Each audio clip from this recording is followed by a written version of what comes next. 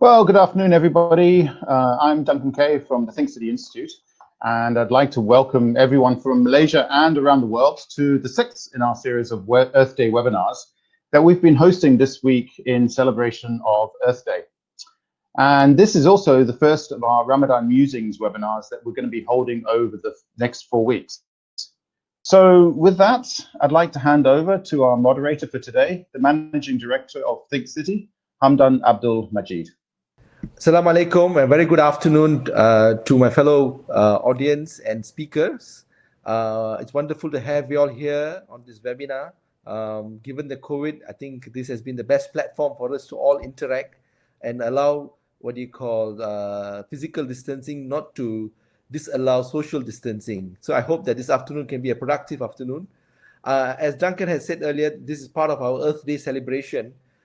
This week marks the 50th anniversary of the Earth Day, and we thought on the occasion of Ramadan, what reflection can we come from Islam, from the Muslim perspective? What is the reflection that we can have with regards to the environment?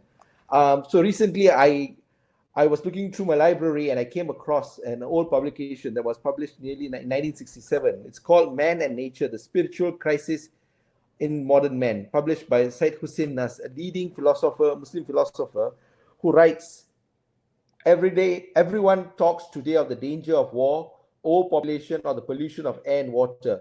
But usually the same people who discern this obvious problem speak of the necessity of further development or war against human misery stemming from conditions imposed by terrestrial existence itself. In other words, they wish to remove the problems brought about by the destruction of the equilibrium between man and nature through further conquest and domination of nature. Few would be willing to admit that the acutest social and technical problems facing mankind today come not from the so-called underdevelopment but overdevelopment. Few are willing to look reality in the face and accept the fact that there is no peace possible in human society as long as the attitude towards man and nature and the whole natural environment is one based on aggression and war." Now, it's profound for someone from a Muslim tradition to be able to speak and reflect on this crisis way back before it was Earth Day 1967.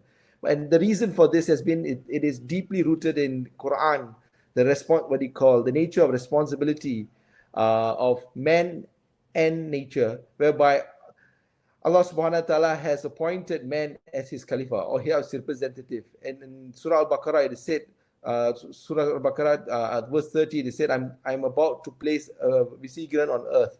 And this is an important responsibility because in Islam it has been identified that man is entrusted the responsibility of overseeing earth, and it's in this context that we believe that there's a deep relationship between the role of man as his Khalifa, making the earth a dwelling place for man and ensure that man needs to be provided by earth. Man has the right to use the earth, the animals, the minerals to help him stay on earth. However, with this right comes the responsibility of manifesting the qualities of the Creator, the amanah that we have been given, which have been placed in man's primordial nature, the primary ones being mercy and justice. The Holy Quran sets out complete spiritual and moral guidance for man. He is told to walk humbly, not to be wasteful or extravagant, not to disrupt the balance that exists in nature, and not to change the creation of God. In our time, all of these commandments are ignored. In fact, the opposite are looked upon favorably. To live in such a manner throws creation out of balance, and this can only have serious repercussions for the world that we live in.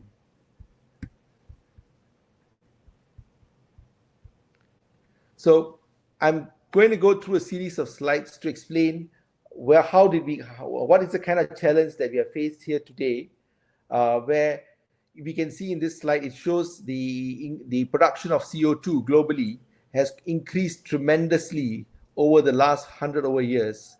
And this has been at the expense of nature. Similarly, if you take food waste alone costs 10% of greenhouse gas production.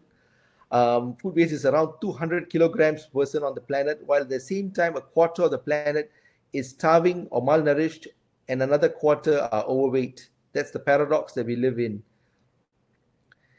We have deforested 9 million hectares of forests in less than 4 months. That is equivalent to 300 Penang Islands.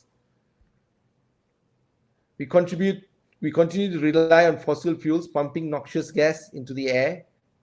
According to WHO, around 7 million people have premature deaths occur because of air pollution. We have seen last year a major disaster that took place in Australia, where this events destroyed huge amount of inhabitation, more than 500 million. There's an ever-increasing challenge of floods. This is in Malaysia and around the world. So the question then arises: where are we as Muslims, and what is our roles and responsibility? In the Quran and in the Hadith, is clearly stipulated, and in the sense that to say that even plant a tree, even if it's going to be a last deed, even before the earth ends. So it is in this context that we have 3 speakers who have come, that we have brought together for this session, that we hope they will be able to expound further on the topic Islam and nature. The first of the speakers I have here is Professor Dzulkifli Razak, who is the Rector of IIUM, and he is the winner of the first Asian to receive the prestigious 2017 Gilbert Medal and the 7th internationally from Universitas, a group of renowned research and intensive universities focused on fostering global citizenship and encouraging institutional innovation. He is no stranger. He's a public intellectual. He has been in the forefront of science as a toxicologist, and he has also been a leading educationist and has been bringing about a global transformation in his roles and responsibilities. The second speaker we have here is Mohammed Ikhwan, who's currently pursuing his doctorate degree at the KUIS Center at UTM, where he's focused on his dissertation is focused on mathematization in Ibn Sina, Al-Biruni's correspondence in Sirafi. He's a mathematician by training, and he has developed quite a bit in the philosophy of science of Islam. And the third panelist that we have today is actually Rafe Haneef, who is the Chief Executive Officer of Group Transaction Banking at CIMB Group, and he has been a leading finance specialist, particularly in the field of Islamic banking. Prior to CIMB, he has been the CEO for HSBC Amanah, and he has read law at the International Islamic University in Malaysia and holds the LLM degree from Harvard Law School. He was admitted to the Malaysian Bar in 1985 and qualified for the New York Bar in 1997. So with that, I would probably like to bring our audience and the panelists together for this discussion on Islam and nature. I think the first question that I'd like to pose to our panelists here is that it's very clear that Quran and the guidance that we have from the teachings of Prophet ﷺ clearly exhorts that there is a clear role and responsibility of man and nature, that we have been given this amanah to undertake, to care for the environment, and also to ensure that we take what we need to consume what we require, to ensure that we do not disrupt the balance and ensure that we do not bring about the corruption. I probably want to quote this verse from the Quran, which says, "Corruption has appeared on earth and at sea because of what the hands of men have wrought, in order that God may make them taste the consequence of their action, so that they might return to God." Essentially, we have to go back to the foundations of faith. So how did we get it so wrong? How did we in Islam, it's clearly said that we ask every day in the prayer, we read, "Ihdinas siratal mustaqim," guide us to the straight path. But how have we veered so far away from the straight path, whereby we are now facing this global catastrophe, while we are now facing the health crisis through the coronavirus pandemic. But prior to this, the issue of climate change has become one of the major challenges of humanity. So, Prof. Tansy, I think if you can start the conversation and give your thoughts about how did we arrive here. Thank you very much. Assalamu alaikum, greeting of peace, and I would like to thank Think City for inviting me to share some of my thoughts about this issue. I think the whole issue starts off with man himself. If you look at the analysis that have been going around the world today, when you talk about climate change, I think 80% of the research that we have will pinpoint to the source of the problem, and the source of the problem is the human person itself. So in other words, we need to introspect ourselves and see where we have gone wrong. And here is where, when we talk about the relationship between man and nature, I would like to take a look at the word nature as human nature himself. Do we understand our nature as a human being? Do you know who we are? Do you know what the purpose of us being here? And what is the actual higher purpose of being educated or doing whatever you want to do? I think that's a very core question that I would ask, being an educationist myself. When we educate students, when we educate people around us, what is the purpose of that education is a question that we are now baffling about. Now, as far as I'm concerned, it is about making the human person a better person.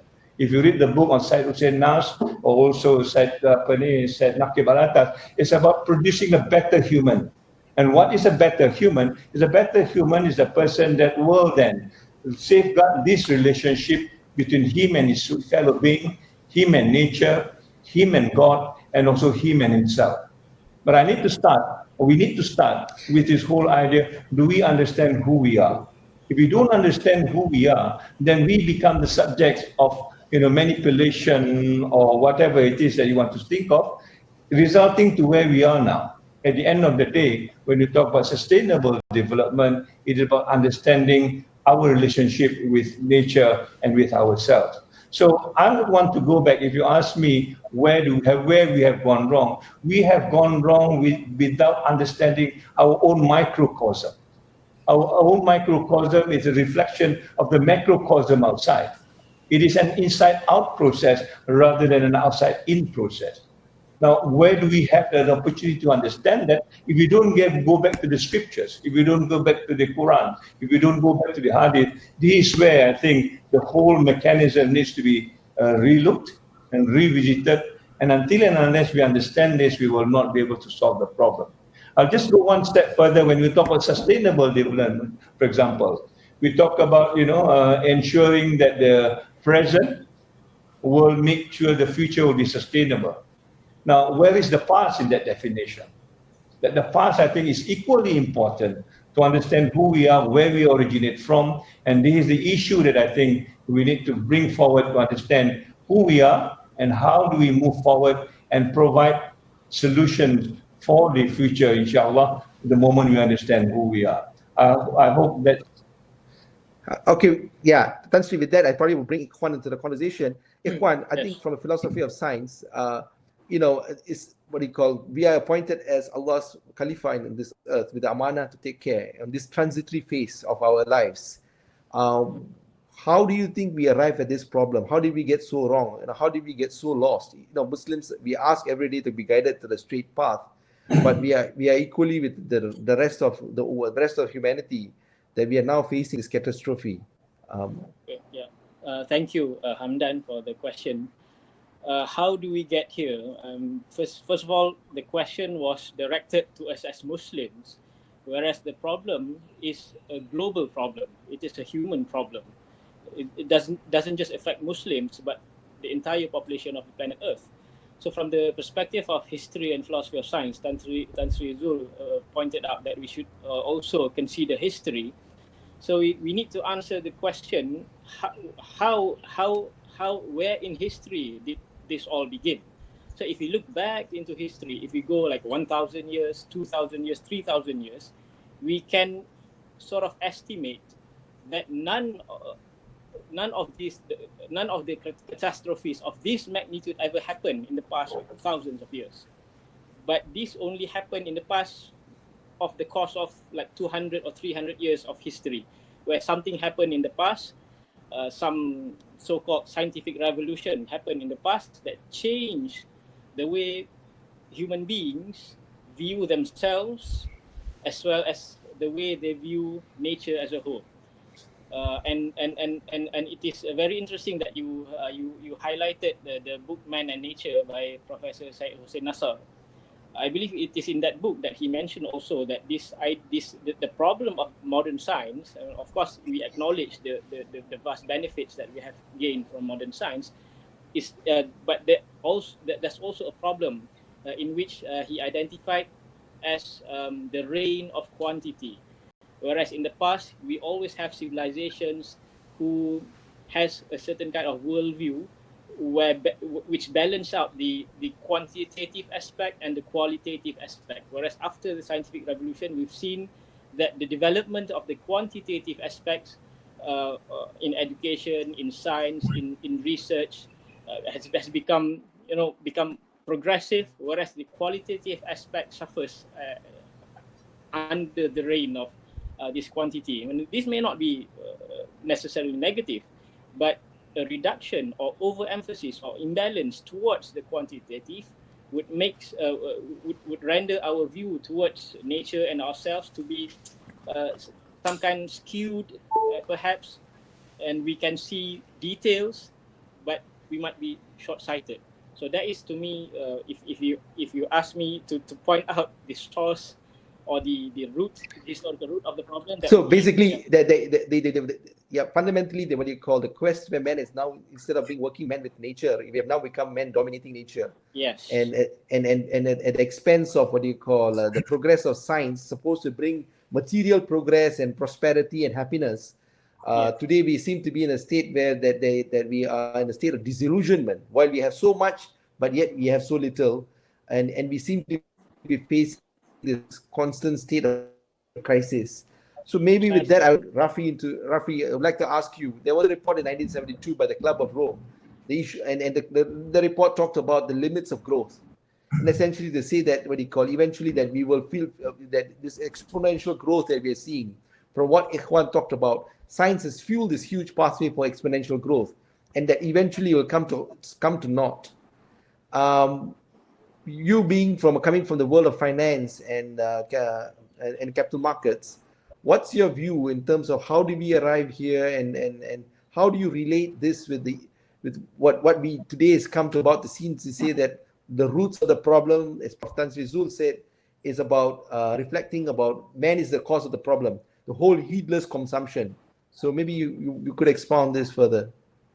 So if you look at the report, when it was written back in the 70s, it was reflecting the era before 1970, beginning from 1945. Since 1950 to 1970, we had seen exponential growth. Per capita income in the Western world was hovering around 4% at the time. And then in the 70s, we saw the age of stagflation because of the oil shock.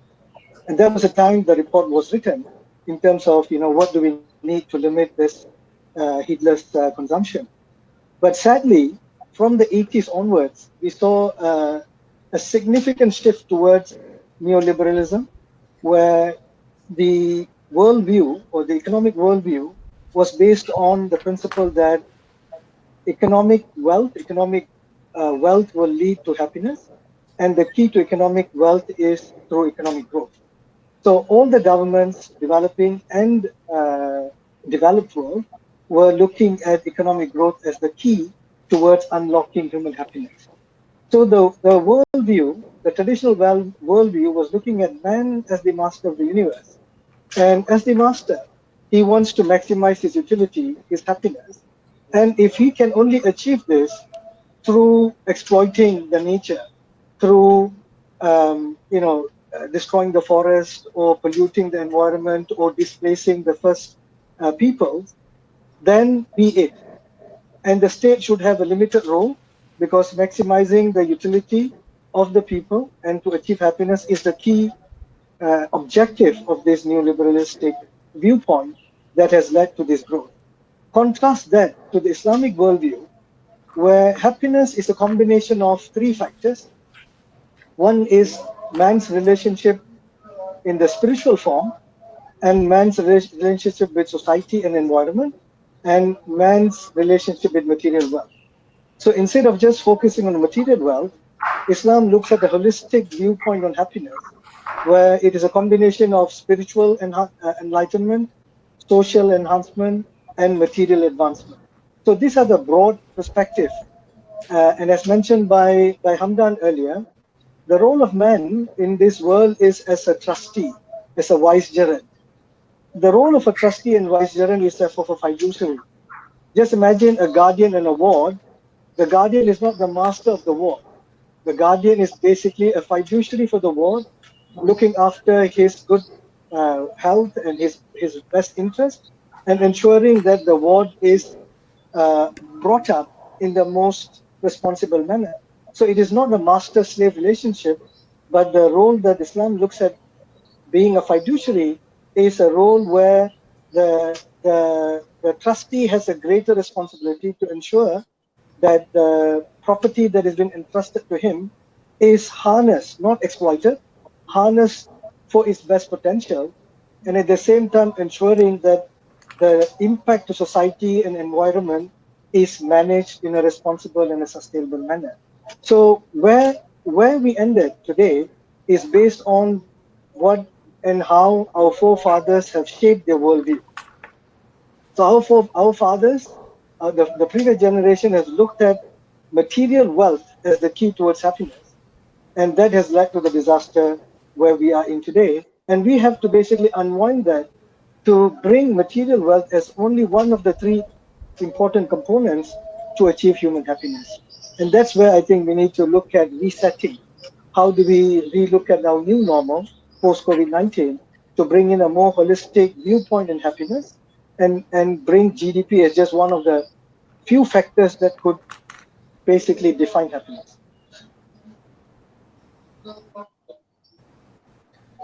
Okay, and the thoughts in terms of saying that there's, I think you brought up the issue about saying that there is this fiduciary responsibility, and fundamental to this is that the amana Allah subhanahu wa ta'ala has given upon humanity at large is that you are responsible to care and ensure that you harness what you have and minimize the impact. Take what you need, and in fact in Surah Luqman it says that tread carefully on earth. With that kind of philosophy that underpins Islam underpins on its adherence, how do you see this issue of governance failing in dealing with because it's not something that we didn't anticipate. It's been talked about 50 years ago, and governments around the world have set up ministries of environment. We have all kinds of regulatory frameworks and so on. So maybe you want to say where is the governance failure that is coming from? Is it definitely not from a lack of rules and regulation, but there seems to be a fundamental failure in terms of how governance is not able to create the kind of impact that is required to reset our own behaviors. Can I addressing to Tansy? You go ahead. Tansy, yes. If you have, anyone can jump into the question.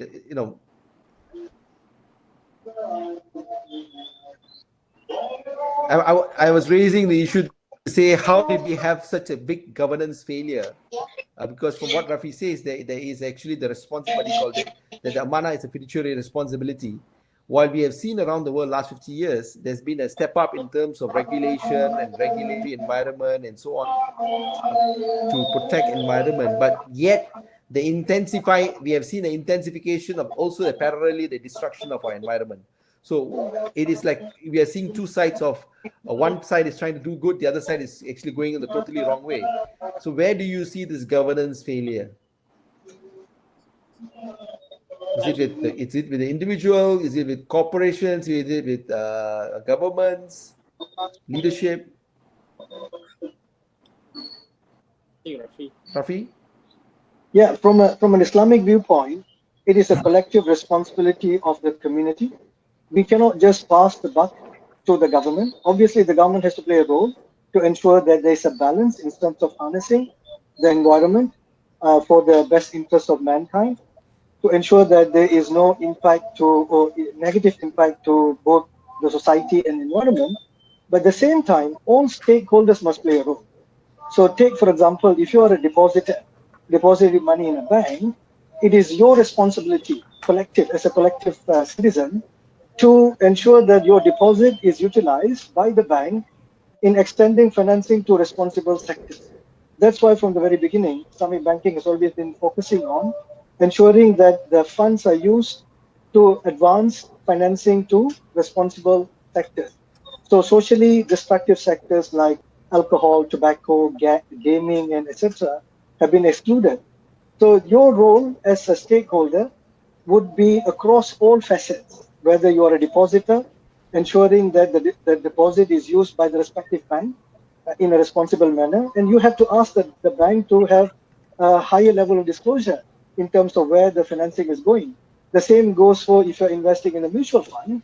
You need to ensure that the mutual fund manager invests in the companies who are, socially responsible or in complying with ESG standards.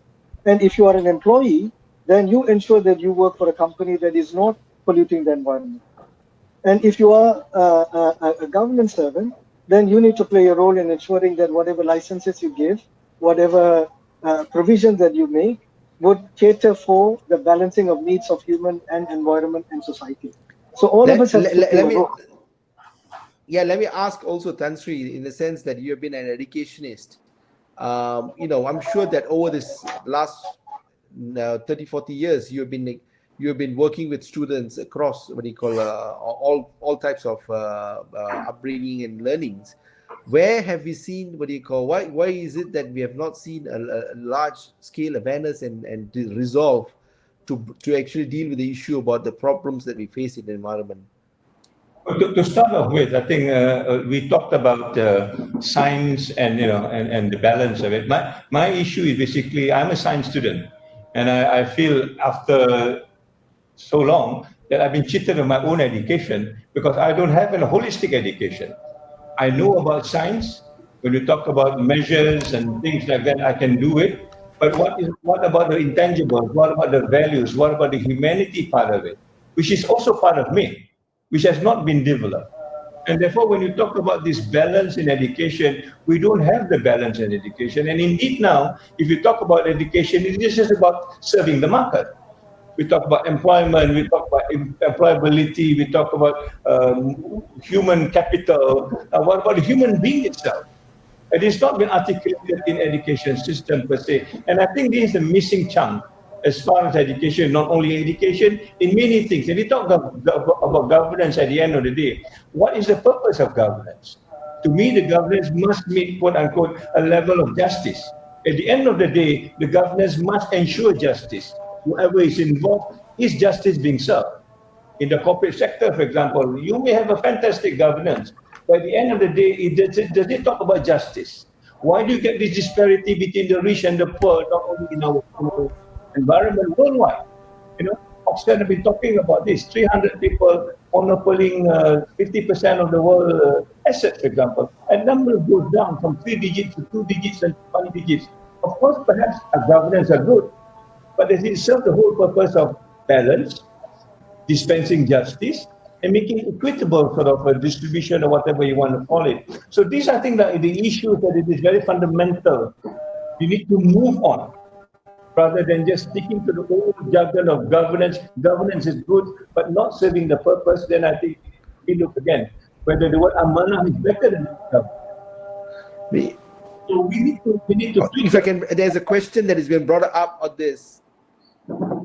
Tansy, there's a question that is asked, maybe that any one of you all can respond, which says that material wealth, industrialization, scientific progress is not the problem. It is the leadership that's the problem. Corruption, of course. This should be the consistent narrative in our mosque. Governance failure is corruption. Certainly, I mean, leadership is part of it. I mean, you cannot separate things between leadership is everywhere. If it's the leadership failure, then this is what it is all about.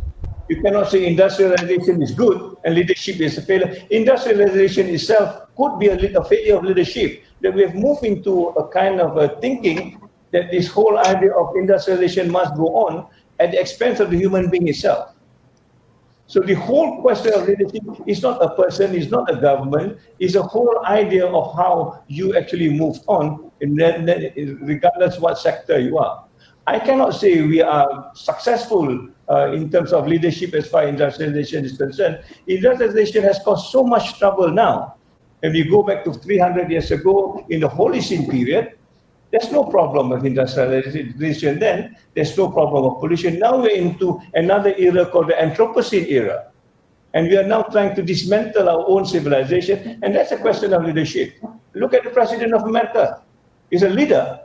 And look at the whole of state of America. Supposed to be the most... It's not serving its purpose, right, as far as the world. So I think you cannot separate this and just blame on leadership when everything else is okay. I don't believe that. Agreed. Tansy, I think one of the key things that you brought up was the issue about balance. And I think in Islam, there's this whole concept of mizan. And everything that has been created, Allah subhanahu wa ta'ala has been perfect in perfection, in balance. While we have now created corruption and created the imbalance. The question that becomes then, how do we find a pathway forward in regards to bringing back the mizan? Do you have any reflections on this, Tansy or Rafi? I'm sorry that our third speaker has actually dropped out. So if you look at what is happening around the world today, many mainstream economies in the Western world are now looking at the balance that Islam is talking about. I have not seen much scholarly work from the Muslim world, but definitely in the Western world, there's been a lot of discussion on how do we make sure there's a balance in terms of exploiting the natural resources and managing the equilibrium between how much we can actually harness and how much we need to preserve for the balance in terms of the social and environmental factors. So what we have seen now, as pointed out by Tansy, if industrialization and innovation cannot be stopped, but if the industrialization results into pollution, right? Our rivers are polluted, our forests are being destroyed, our environment has been impacted, then there is this cost called externalities that have not been factored in. So if the industrialization have led to reduction in cost by 20%, thereby making it cheaper for you to buy and consume those products. But in reality, the damage to the environment and society is 40%. The true cost of the product is actually is 120%, not 80% of the original cost. So if industrialization actually causes more damage to the external factors, those factors must be factored in. So this is the role of, I think, leading institutions like fund managers to actually demand that when they're investing into a company, not purely looking at the bottom line as dictated in the financial statement, but actually impute the true cost. What is the true value of this equity that I'm investing in, bearing in all the positive and negative impacts that the company has resulted in both the environment and society. So we need to reflect on the true cost. So as pointed out by Tansy, in terms of leadership, it has to be led by all the stakeholders. We have relied too long on the government to make the changes, to make the necessary impact. I think government's ambit is rather limited. All of us must play a role. We need to ensure that we walk our talk by ensuring that if we are going to invest in a company, we're going to put money in a deposit. We want to make sure those companies, those banks are compliant with our own desire to ensure that there is a balance between consumption and preservation of environment and society. I'll come back to you, Rafi. Tansy, yes, please. Can I add a point? I think the point to demonstrate is basically now in Malaysia at least, everybody is talking about the fourth industrial revolution. It's another industrial revolution. And universities are asked to work on a curriculum, and you're supposed to do on skills development and stuff like that. Yeah. But who talks about sustainable development? Who's talked about education for sustainable development, which to me is a counterbalance to 4IR. Nobody talks about it.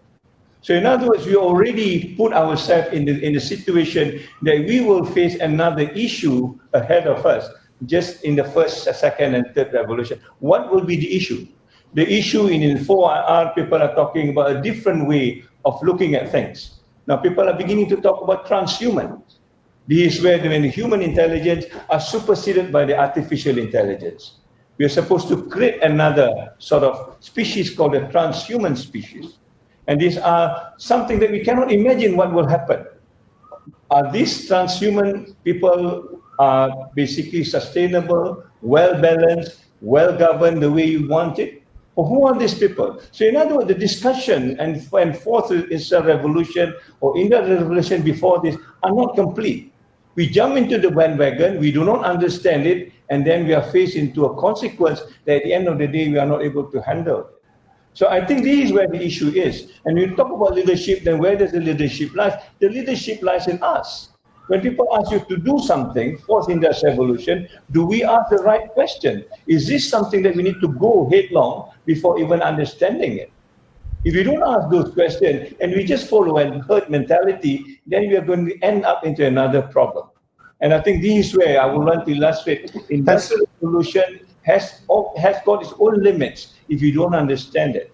It could be even worse than what we're facing today because the technology is beginning to be very invasive.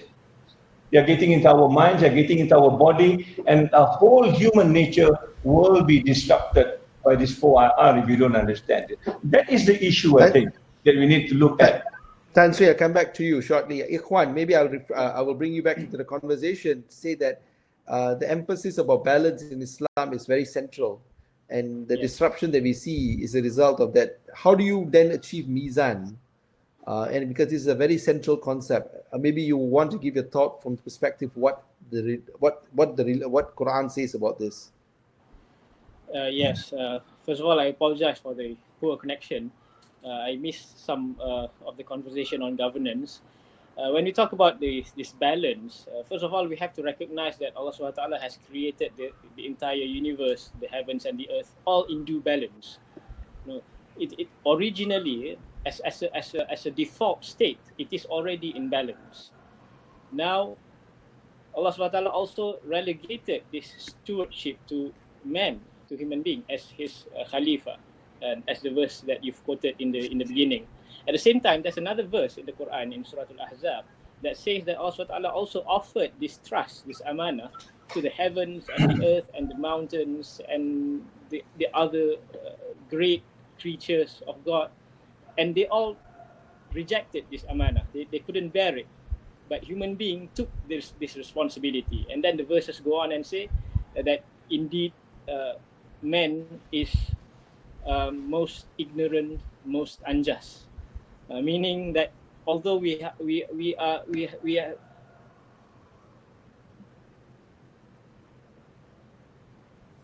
I think we lost the Ikhwan again. That Allah subhanahu wa ta'ala has invested in us, that we have the potentiality to act justly and to manage the earth into balance. But at the same time, if we succumb to our caprices, if we succumb to our lowly nature, then because of due to the powers that has been entrusted upon us, the treachery would be great, would be far greater than any treachery that can be done by other creatures. So this is so the balance in the end has to be looked in from within oneself. It is not just to seek out balance out there in the balance sheet or anything, but it is within ourselves. And of all the balances, one of them is what I've highlighted in the previously, the balance between the quantitative aspect and the qualitative aspect.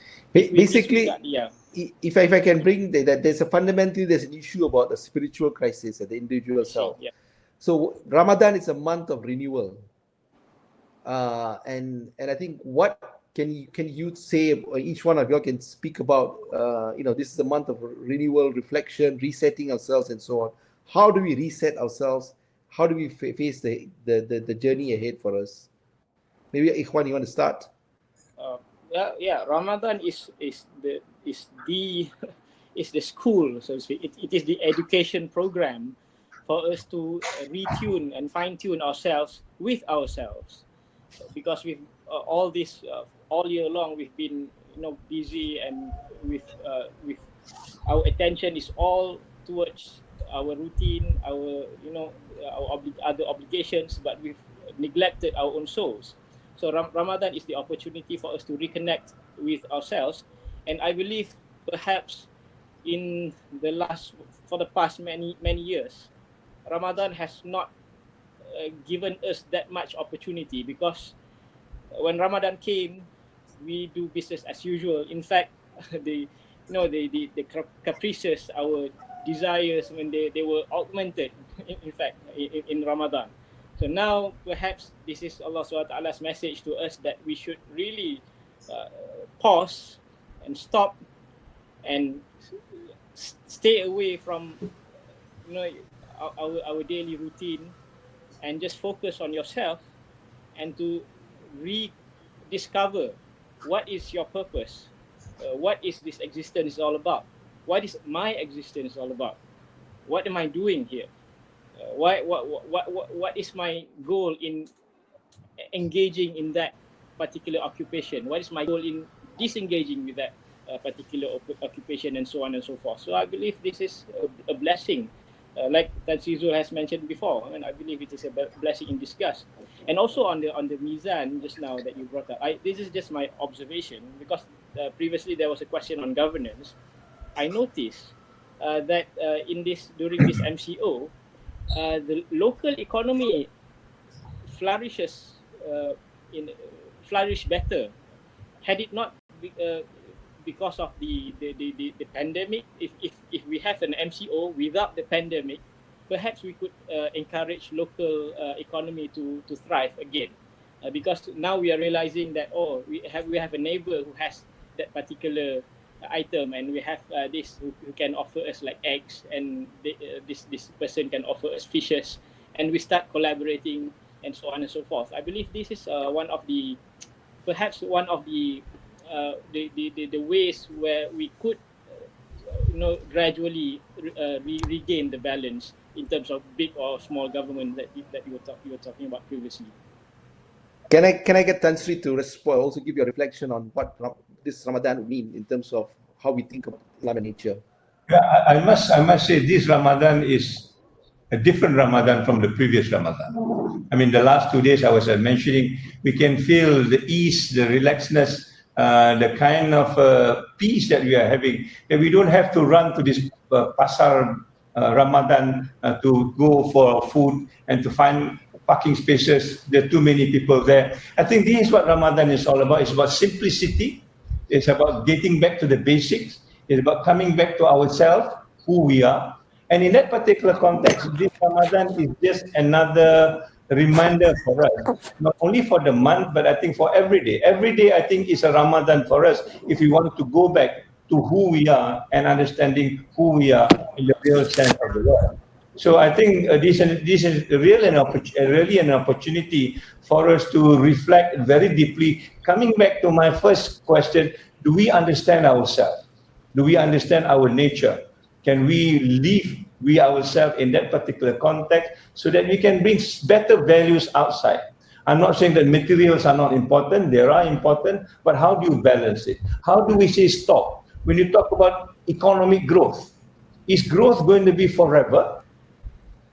Yeah, the only thing that grows and grows and maybe can I bring in is the cancer cells. At the end of the day, you die of it.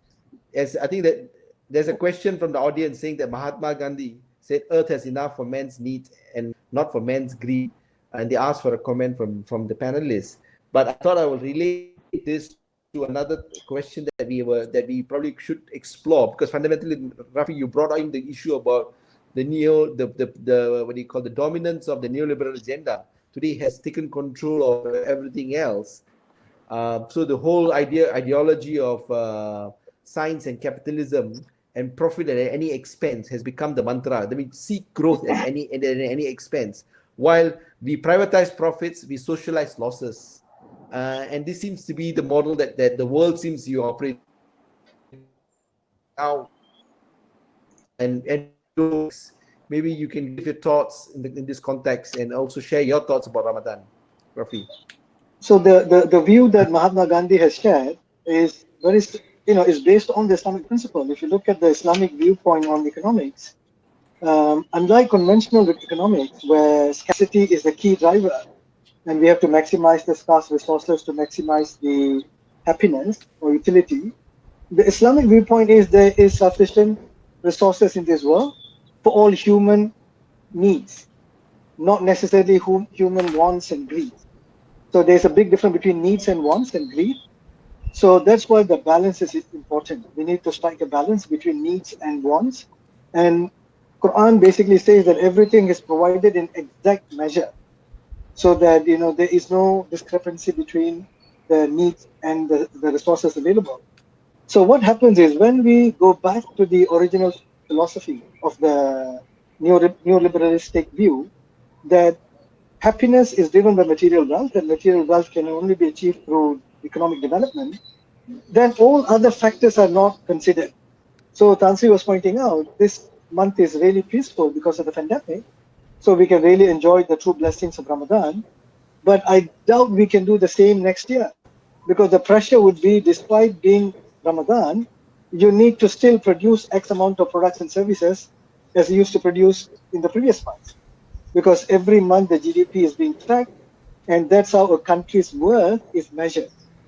So if someone comes and says, look, I don't want to produce the same amount I used to produce in normal months in Ramadan, because I want to spend more time for spiritual and meditation, there's no room for measuring that into that index, because GDP is all about production, right? If happiness can be derived through this spiritual enlightenment during Ramadan, where I actually spend less, I produce less, but I can then get greater happiness, nobody is tracking it.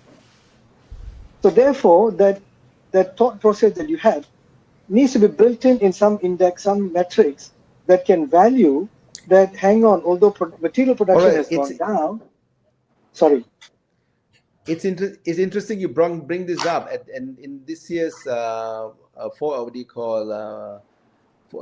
Swiss forum, where they one of the key things that was discussed about was the issue of stakeholder capitalism versus shareholder capitalism.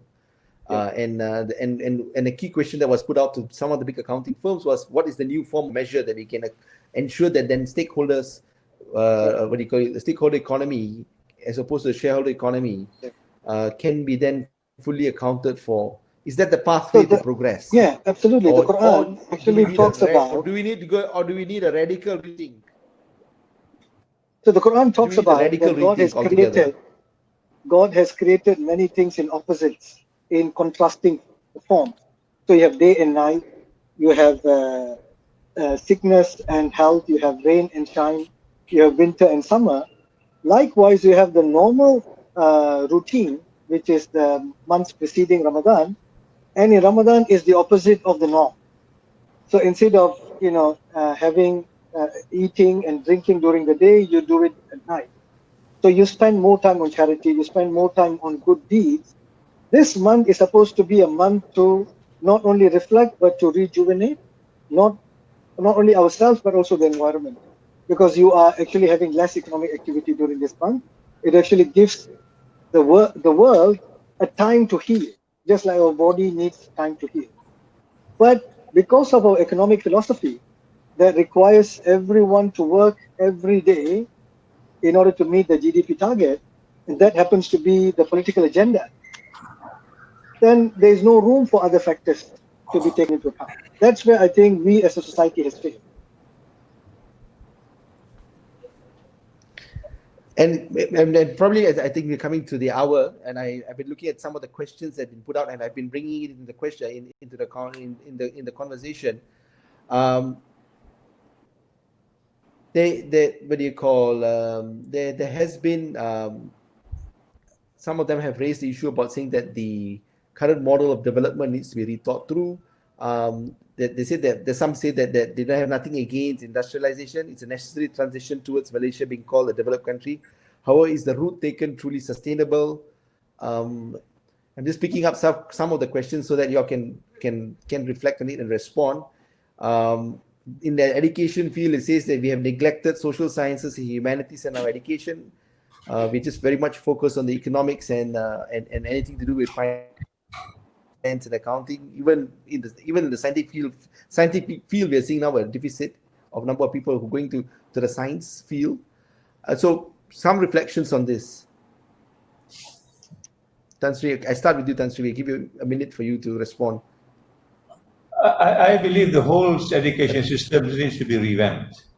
I think this whole education system is subservient to the Industrial Revolution model, that they have no room for this balance that we talked about. We can feel it. I mean, in IIUM, when we are trying to merge revealed knowledge and reason, it is so difficult to do it because the revealed knowledge part has no quote-unquote economic recognition, as it were. So nobody wants to go into this because there is no economic validity about it. So everybody will go into the science, and the science is so imbalanced, as we have mentioned. Even the social science is not there. Humanities is not there. And therefore, we find that this whole education system of producing a different kind of a human being that talks about different worldview and paradigms, not the one that we've been discussing. So this is where we are trying to go back to the falsafah pendidikan kebangsaan, the national education philosophy that talks about balance, that talks about sejahtera, which is about peacefulness, that talks about the recognition of God consciousness, not only in terms of material, but also post-material way of looking at it, that talks about how we contribute to society. It is not just about the industry. I have no problem with the industry, but how much do we contribute to the community as such?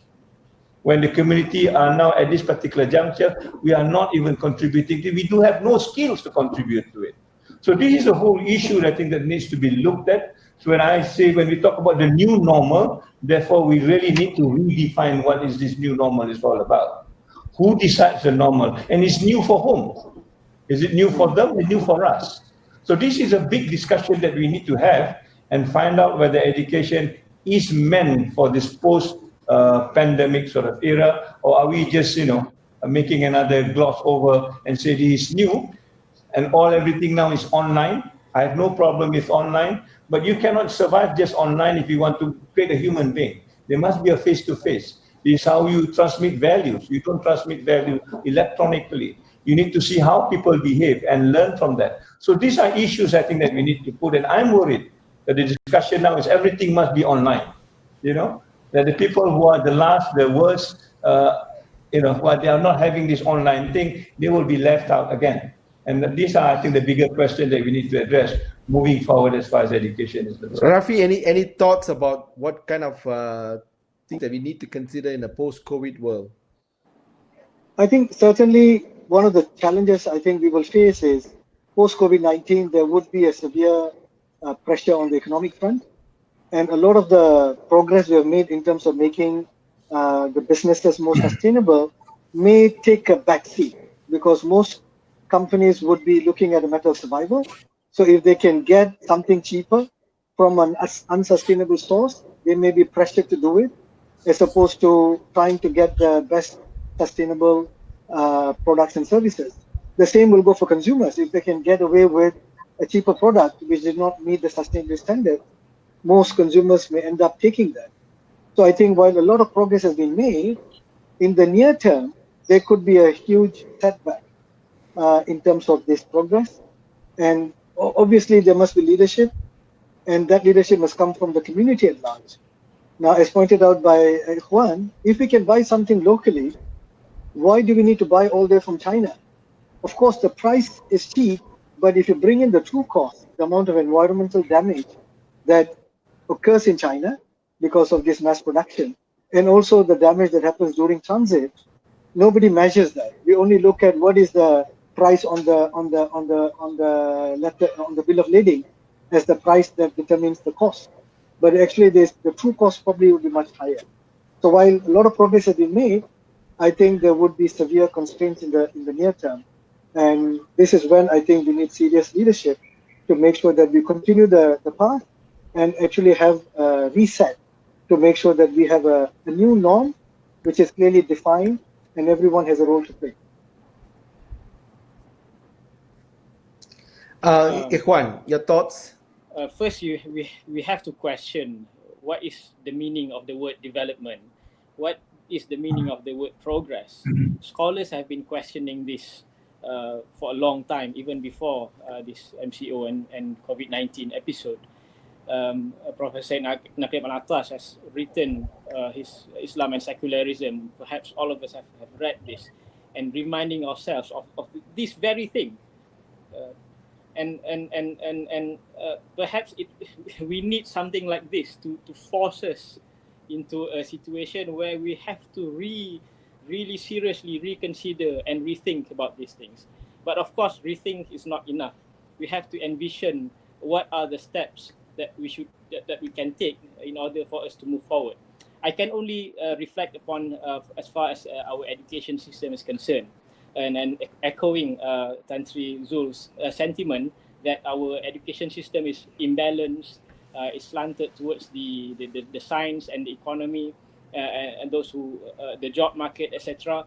I think what we can do at the moment or in the near future is to empower the Center of Fundamental Studies, where the various specializations would converge, and those who have reflected upon their particular specializations, they should be placed in the Center of Core Studies or Center of for Fundamental Studies, and students will have to go through this education program that is devised in the Center of Fundamental Studies, where they have all the various aspects of knowledge, the quantitative, the qualitative, the spiritual, the ethical, the philosophical, everything blended into, you know, in a non-compartmentalized way. Before they, at the same time, they would pursue their own specialization. I think that is very important, because otherwise we have people of different specializations but are unable to speak to one another. And a mathematician couldn't speak to an epidemiologist. A physicist couldn't speak to an economist, couldn't speak to a philosopher, couldn't speak to somebody from the linguistics or literature. And then we have a big breakdown in communication. When we have something like COVID-19, we can see the breakdown in communication when how do you interpret the mathematical model that leads to this flattening the curve, etc. Because we don't have people who mastered a bit of everything and yet specialize in one thing. So this is what I would suggest as our step forward. Thank you. I'm mindful of the fact that we just passed the hour, but I thought we will extend it for a couple more minutes. I wanted to bring this question, this probably end with the thing that, you know, there's a Quranic term called insan, Yes. and the nature of insan is forgetfulness, and there's another concept called nisyan. Yes. So I wondered in that context, maybe, you know, we have heard a lot today, and in our conversation, what would be your parting words so that people can use it as a reflection, maybe a reflection for the second day of Ramadan, or for this month, in terms of what exactly would you want to give as a piece of advice? Maybe start with Ikhwan. Maybe you can talk about both insan and nisyan. Yes, Ibn Abbas radhiyallahu anhuma said, "Sumiyal insanu insanan li'annahu qad uhida alayhi fanasiya." Man is named insan because he made a covenant and then he forgets. So what is this covenant that he's speaking about? It is the covenant, the first covenant with God, Allah Subhanahu wa Taala, in the Yawm Alastu, and when Allah Subhanahu wa Taala gathered all the souls and revealed Himself to the souls of human beings and asked, "Alastu bi Rabbikum? Am I not your Lord?"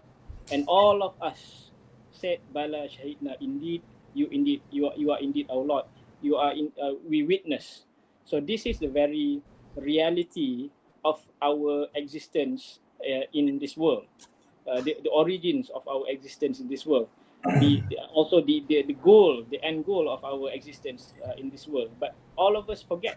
We forget about this reality.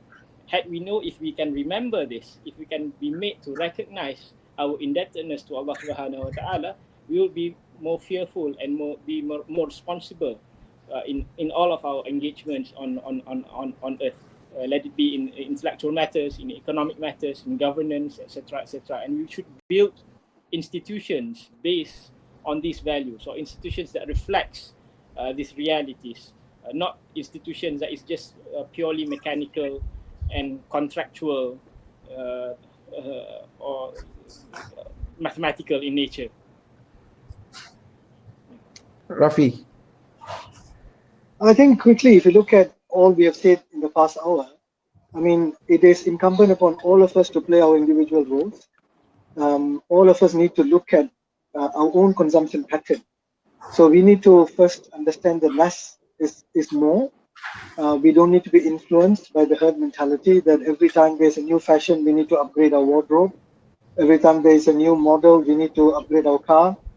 and so on.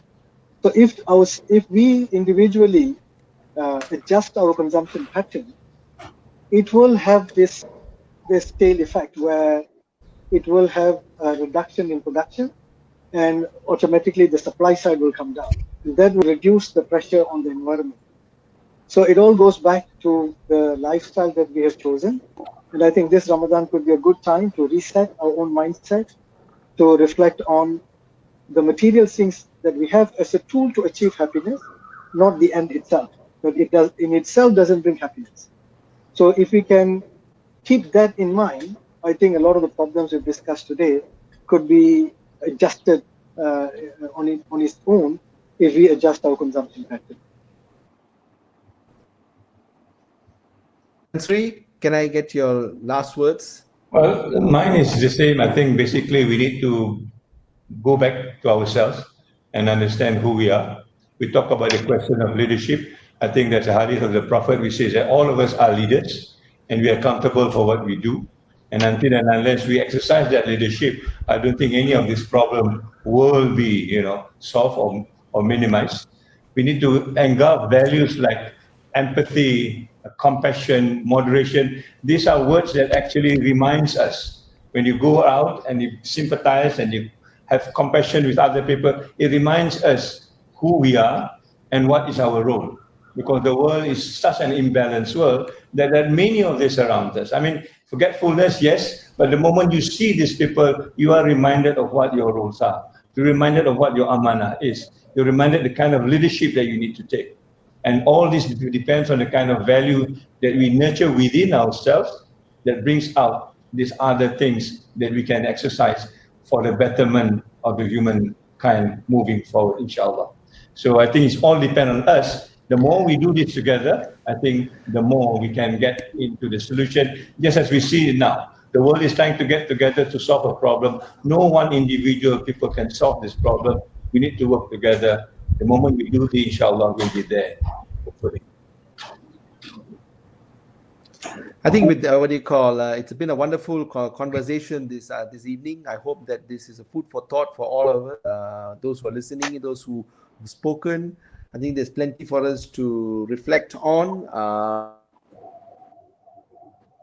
We can take back from this, and definitely there's plenty that we need to take action on by virtue of the fact that we all are leaders, and the fact that we need to actually relook back at our covenant with God. We need to reassess the behaviors that we had.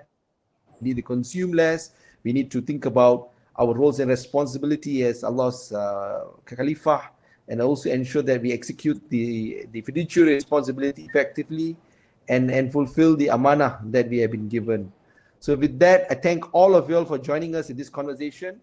Before I hand over back to Duncan Cave, I thought I will highlight to you that we will be showing a short video at the end of this presentation. It's from a Muslim thought leader, Abdul Hakim Murad, on the reflection on Islam and environment, which I thought could be a nice ending to our conversation today. Thank you very much. Assalamu alaikum warahmatullahi wabarakatuh. Waalaikumsalam warahmatullahi wabarakatuh. Duncan? Well, thank you very much to all of our speakers. Thank you very much for joining us, and also to Hamdan for moderating the session. It was a very enlightening session. As somebody who doesn't know much about Islam myself, I think I've learned a lot, and a good opportunity for me to now go and try and find out some more about the relationship between man and nature and Islam. So if I can just request for you guys to switch off your cameras now.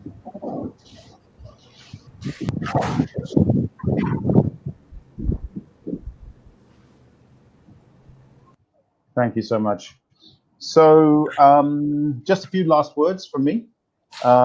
We do have our survey has been posted, I believe, or it's about to be posted. If you can just fill that out very quickly, and that will really help us improve our webinars for the future. Just a reminder also for you that we have the film screening again tonight, or as our social media person calls it, a documentary watch party. And this is about the world's most polluted river. So it should be very interesting. And I know that some of our rivers here are pretty polluted. So I think it, again, can be some really good learnings for us here in Malaysia. And a final word on tomorrow's webinar. That's at 3 o'clock tomorrow. So this is the Circular Economy in Action. And we have 3 speakers, Jacqueline Chang from the Circular Economy Club, Melissa Tan from the Green Gorilla, and Luan